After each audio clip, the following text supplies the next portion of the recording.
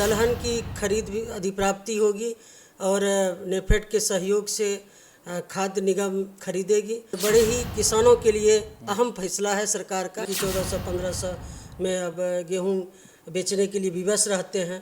अब 1975 रुपया कम नहीं हुआ किसान के लिए। जो भी ऐसे लोग जमाखोरी करेंगे सरकार उस पर सख्त कार्रवाई करेगी। नमस्कार, मेरा नाम आलोक है। आप लाइव स्ट्रीम देख रहे हैं। पूरा देश एक तरफ जहां कोरोना की दूसरी लहर को लेकर परेशान है, वहीं बिहार के किसानों को लेकर एक अच्छी खबर है कि अब इस साल से बिहार में दाल की खरीद भी होगी सरकार द्वारा। ऐसे में खाद्य उपभोक्ता संरक्षण मंत्री लेशर सिंह जी हमारे साथ हैं, जो ये अच्छी खबर निकल के आ रही है। आप खाद्य उपभोक्ता संरक्षण मंत्री भी हैं। कितनी बड़ी खबर है बिहार के किसानों के लिए, खास करके इस वक्त जब कोरोना की दूसरी लहर चल रही है, कि किसान अब अपना दाल भी बेच सकेंगे। पहले तो धान बेचते थे, अब दाल भी सरकार खरीदेगी। देखिए, माननीय मुख्यमंत्री श्री नीतीश कुमार जी के निर्देश पर ये निर्णय लिया गया और भारत सरकार से प्रस्ताव की मंजूरी हुई। माननीय मुख्यमंत्री नीतीश कुमार जी ने लगातार किसानों के हित में अनेक प्रकार के निर्णय लिए हैं। उसी का ये एक कड़ी है कि ताकि किसानों की आमदनी दुगुनी हो। किसानों के हित के लिए ये निर्णय बड़ा निर्णय है। तब दलहन की खरीद भी अधिप्राप्ति होगी और नेफेड के सहयोग से खाद्य निगम खरीदेगी। ये 15 अप्रैल से 15 मई तक, एक महीने तक दलहन की अधिप्राप्ति होगी। मतलब इसी 15 अप्रैल से इसकी शुरुआत होगी। 15 अप्रैल से अधिप्राप्ति की शुरुआत ही होगी और एक महीने तक 15 मई तक अधिप्राप्ति होगी और 5100 रुपया न्यूनतम समर्थन मूल्य रखा गया है और बड़े ही किसानों के लिए अहम फैसला है सरकार का। फैसला अहम है। हम देख रहे थे, हम सुन भी रहे थे कि अब गेहूं की भी जो खरीद होगी, पहले गाँव में चर्चा होती थी कि 1400-1500 रुपये में मिलती थी, अब रकम जो है बढ़ाई गई है।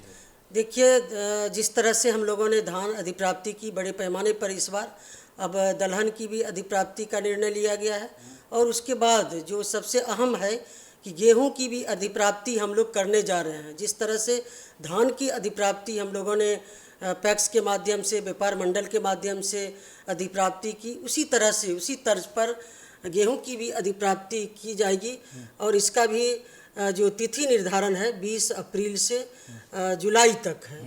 तो मतलब ये इसके लिए आपने लंबा समय दिया है। हाँ, लंबा समय दिया है ताकि हमारे किसान कोई छूटे नहीं। और अब गेहूं की कटने की शुरुआत होने वाली है ताकि हमारे किसान बाजार में जाके औने पौने भाव में नहीं बेचे, उनको न्यूनतम समर्थन मूल्य मिले और 1975 रुपया रखा गया है ताकि हमारे सरकार के तरफ से ये जो निर्णय लिया गया, सरकार जो निर्णय ली है गेहूं अधिप्राप्ति की, वो किसानों को सही रूप में उनको उचित मूल्य मिले। मतलब सीधा सीधा आप देख रहे हैं अभी के मौजूदा समय से 400 रुपये का ज़्यादा प्रॉफिट दे रहे हैं आप। हाँ, हो रहा है। अभी जैसा कि आप सब लोगों के माध्यम से भी सुनने को मिल रहा है कि 1400-1500 में अब गेहूं बेचने के लिए विवश रहते हैं। अब 1975 रुपया कम नहीं हुआ किसान के लिए।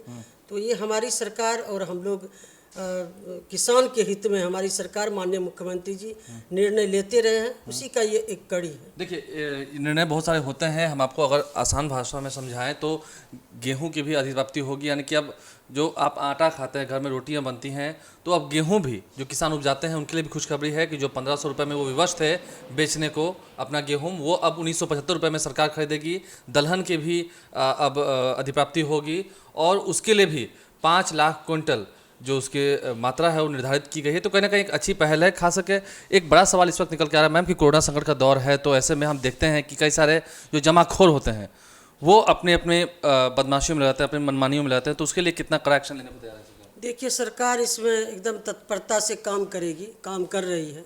जो भी ऐसे जमाखोर हैं, आज कोरोना का दौर है, संकट से हम सब लोग जूझ रहे हैं, ये मानवता का सवाल है। जो भी ऐसे लोग जमाखोरी करेंगे सरकार उस पर सख्त कार्रवाई करेगी और कोरोना काल में भंडारण में हमारे पास चावल और गेहूं की कमी नहीं रहेगी। कोई भी व्यक्ति अनाज के बिना भूखे नहीं रहेंगे।